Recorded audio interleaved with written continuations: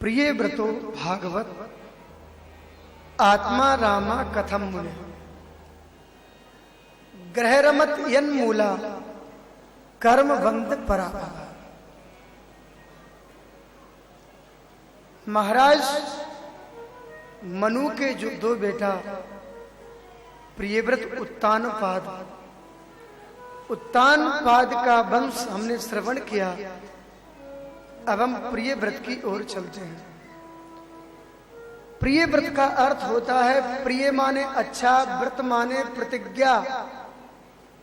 जो अपने जीवन में व्रत लेकर के चलता है उसे प्रियव्रत कहते हैं। हम लोग ये उपवास करते हैं ना, एकादशी, द्वादशी, त्रयोदशी, ये इसे उपवास कहते हैं, इसे व्रत नहीं कहते हैं। व्रत बहुत अलग है। उपवास उसे कहते हैं उपसमीपे असनम उपासनम, भगवान के समीप जाना ही उपासना है। व्रत क्या है? ठीक समय पर सो जाना, ठीक समय पर जाग जाना, पूरे संयम पूर्वक जीवन को रखना और जीवन में एक व्रत लेकर के चलना। हाँ, एक पातिव्रत, एक पत्नी व्रत, बोलो जय श्री कृष्ण, इसे कहते हैं व्रत। लेकिन हम क्या करते हैं? उपवास को ही व्रत कहने लगते हैं। आज मंगल का व्रत है, सोमवार का व्रत है। अरे भाई नहीं, इसे उपवास कहते हैं, व्रत नहीं कहते हैं। व्रत जिसने कर लिया उसने भगवत प्राप्ति कर ली। प्रहलाद सरिसम निष्ठा हो, भिलनी की तरह व्याकुलता हो ध्रुवसा दृढ़ निश्चय वाला, उसे कृष्ण प्यारा मिलता है। हमारे जीवन में व्रत हो। वही प्रिय व्रत ने विचार किया, भाई मुझे तो भजन करना है। सीधे चले गए गंधमादन की कंदरा में, तप करने लगे। नारद जी ने प्रिय व्रत को उपदेश दिया। भवाय नासा यच कर्म कर तुम, शोकाय मोहाय सदा भयाय, सुखाय दुखाय यचते योग, मव्यक्त दिष्टम जनतांग धत्ते। ये मानव जीवन खाने पीने रोने हंसने के लिए नहीं मिला है। हाँ, आदि व्याधि जरा जन्म मृत्यु जितना भी शरीर के धर्म है, आत्मा का धर्म नहीं है। हाँ, इसलिए साधना करनी चाहिए, ये बताया। बोलो जय श्री कृष्ण। मनु महाराज ने कहा, बड़े भाई ने कहा कोई बात नहीं उतरी। स्वयं विधाता ब्रह्मा ने आकर के प्रिय व्रत को उपदेश दिया। पिता की आज्ञा, ब्रह्मा की आज्ञा, वेदों की आज्ञा हुई तो प्रिय व्रत ने गृहस्थ में प्रवेश किया। पहले तो ये विवाह ही नहीं कर रहे थे। ब्रह्मा जी के कहने पर फिर इन्होंने विवाह किया। प्रिय व्रत के अनेक बेटा भी हुए। और प्रिय व्रत एक दिन लेटे हुए थे, लेटे लेटे विचार किया, राम राम राम, रात्रि में लोग सोकर के समय निकाल देते हैं, ये रात्रि तो बहुत बेकार है। क्योंकि रात्रि में विषयी व्यक्ति विषयों में फंसे रहते हैं और उसी रात्रि में संयमी लोग भगवत चिंतन करते हैं। दिन और रात्रि की उपयोगिता क्या है वो हमारे ऊपर है। या निशा सर्वभूतानाम तस्याम जागर्त संयमी, यस्याम जागर्त भूतानाम सा निशा पश्यतो मुने, गीता में स्पष्ट कहा। आज से रात्रि ही नहीं होने दूंगा। प्रिय व्रत ने अपने तपस्या के द्वारा एक ऐसा रथ प्राप्त किया उस रथ के प्रकाश से जब सूर्य पश्चिम में जाकर के अस्त होते तो प्रियव्रत का रथ पूर्व से आता है। रात्रि होनी बंद हो गई। ब्रह्मा जी ने आकर समझाया, ऐसा मत करो, देखो ना लोग दिन में कार्य करेंगे, रात्रि में विश्राम नहीं करेंगे तो सृष्टि खत्म हो जाएगी। ब्रह्मा के कहने पर संकल्प बदल दिया, लेकिन इनके रथ के पहिए के द्वारा 7 सागरों की रचना हुई। सागर के पुत्रों ने चौड़ा कर दिया, सागर हो गए। 7 द्वीपों की रचना, 9 वर्ष इलाव्रत भद्रार्ष वर्ष, हरिवर्ष खंड, केतुमाल वर्ष, रम्यक वर्ष, हिरण्यमय वर्ष, उत्तर कुरुवर्ष, किम पुरुष वर्ष। किम अयम पुरुषः, क्या ये पुरुष है?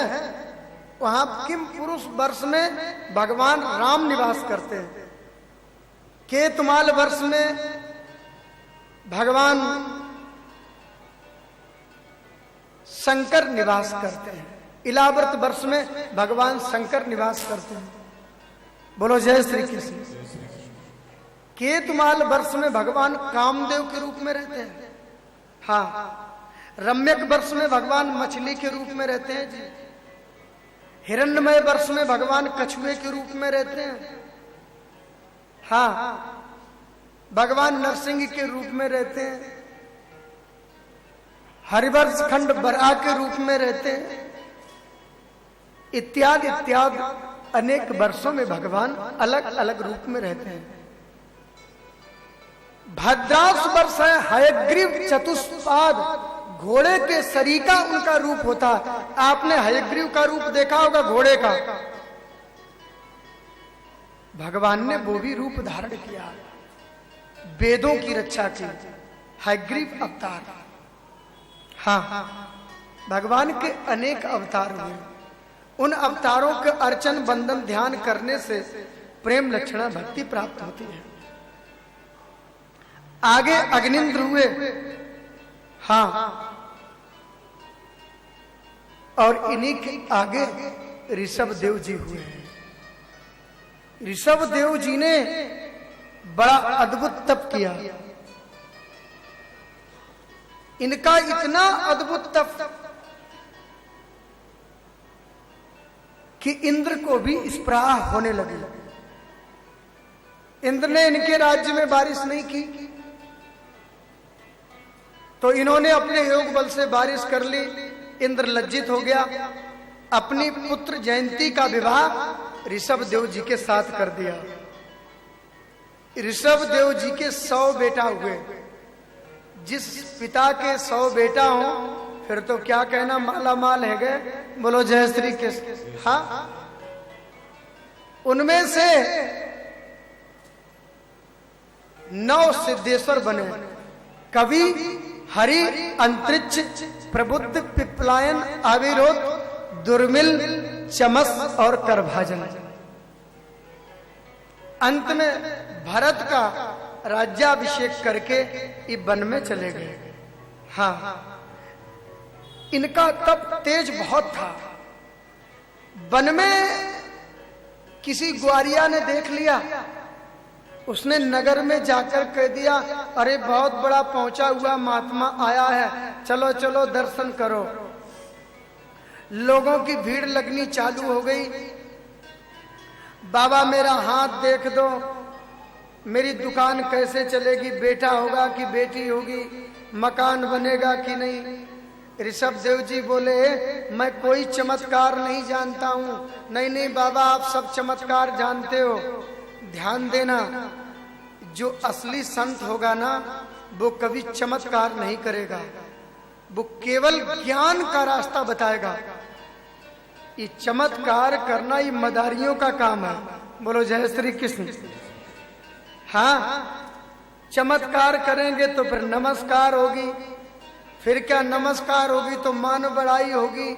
मान बढ़ाई जब तक आई तब तक किस्मत फूटी और स्वामी स्वामी बजने लागे, लगन राम से छूटी। ऋषभदेव जी बोले भैया मुझे कोई चमत्कार नहीं आता। नहीं नहीं बाबा आप सब कुछ जानते हो। ऋषभदेव जी ने सोचा लोगों को चमत्कार चाहिए, कल से ऐसा चमत्कार करूंगा कि दुनिया वाले हमारे पास ही में ना आए। वो जंगल को छोड़ करके दूसरे जंगल में चले गए, वहां पर भी लोगों की भीड़ लगनी चालू हो गई। फिर क्या था, ऋषभ देव जी ने 250 ग्राम पत्थर का टुकड़ा मोड़े में डाल लिया और जो भी लोग आते हैं बाबा प्रणाम, तो 250 ग्राम पत्थर का टुकड़ा मुंह खोल करके दिखा देते हैं। लोग कहते हैं राम राम राम, नंगा बाबा नहावे ना धोवे, पड़े ही पड़े सब काम कर लेता है, ये तो पागल बाबा है, चलो चलो। ऋषभदेव जी ने सोचा ये दुनिया से छूटना है तो ये पागलपन की मोहर लग जाए तो पीछा छूट जाता है। जय हो, भला हुई 250 ग्राम पत्थर के टुकड़े का इसने दुनिया से हमारा पीछा ही छुड़ा दिया।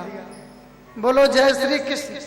हाँ, ऋषभदेव जी उन्मत्त होकर के विचरण करने लगे।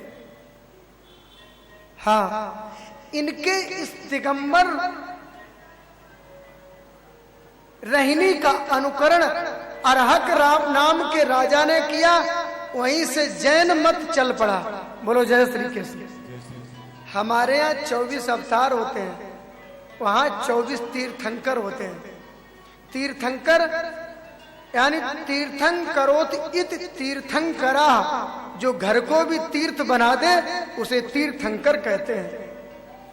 वो हमारे ऋषभदेव जी के ही वो अवतार मानते हैं।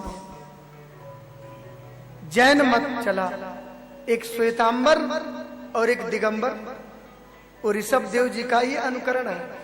हाँ, अंत में ऋषभदेव जी ही जंगल में घूम रहे थे, समझ गए कि शरीर प्राप्ति का जो प्रयोजन सिद्ध करना था वो पूरा हो चुका, शरीर को छोड़ देना चाहिए। अचानक बांसों के घर्षण से अग्नि उत्पन्न हुई और ऋषभदेव जी ने कूद करके दैहिक लीला समाप्त कर दी। ये शरीर कैसे भी छूट जाए, ये शरीर दोने के समान है और दोने में बर्फी खानी है। बर्फी खाते ना, काय में? दोने में। और बर्फी खाने के बाद दोना कहां फेंकते हैं पता है आपको? कूड़ेदान में दोना फेंकते हैं। ऐसे ही ये शरीर दोने के समान है, हमेशा नहीं रहेगा। आत्मज्ञान की, भगवत दर्शन की, जीवन मुक्ति की मिठाई खानी है इसमें रख करके, और मिठाई खाने के बाद फिर इस दोने को कूड़ेदान में ही फेंकना होता है। ये सदैव रहने वाला नहीं है। ये दोने को, पात्र को प्राप्त करने के बाद भी यदि वो मिठाई खाने को नहीं मिली तो धिक्कार है ऐसे जीवन को। बोलो जय श्री कृष्ण। ये ऋषभदेव जी की पावन कथा हुई। भरत राजा बने। भरत जी का एक छत्र राज्य है। एक दिन ये भरत जी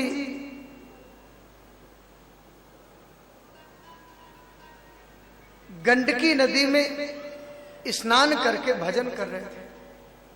हाँ, ये भरत चरित्र है। ऋषभदेव जी का चरित्र मार्मिक है। मोक्ष रूपी दरवाजे में यदि ताला लटका हुआ है तो उसमें कोई चाबी नहीं लगती है। ये मानव की तन की चाबी से मानव जीवन की चाबी ही उसमें फिट लगती है। ध्यान देना,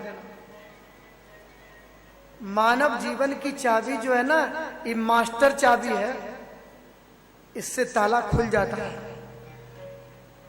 जिस चाबी से ताला लगता उसी से खुलता है। ये मानव तन की चाबी से ही मोक्ष का द्वार खुलता है। और यदि मानव तन पाने के बाद भी यदि वो ताला नहीं खुला तो फिर मानव जन्म लेने का क्या फायदा। और भगवत मार्ग में कोई भी यदि बाधा उत्पन्न करे तो उसे करोड़ों बैरियों के समान छोड़ दो। ध्यान देना, मानव तन पाने के बाद भगवत प्राप्ति में कोई भी संबंधी बाधा उत्पन्न करे उसे करोड़ों बैरी के समान छोड़ दो। जाके प्रिय न राम वैदेही तजिए ताई कोट बैरीसम यद्यपि परम स्नेही। तजो पिता प्रहलाद विभीषण बंधु भरत महतारी बलिगुरु तजो कंति ब्रज बनतन भय मुद मंगलकारी। छोड़ देना चाहिए। गंडकी नदी में स्नान करके बालुका में भजन कर रहे थे। अचानक एक गर्भवती हिरणी आई, वो जल पी रही थी। शेर ने आवाज लगाई, छलांग मार दी। बालक ने बीच में जन्म ले लिया। उस पार जाके वो खत्म हो गई। फिर क्या था, वो बालक बहने लगा। भरत जी मन में विचार कर रहे हैं, ये शरणागत है, मैं क्षत्रिय हूं,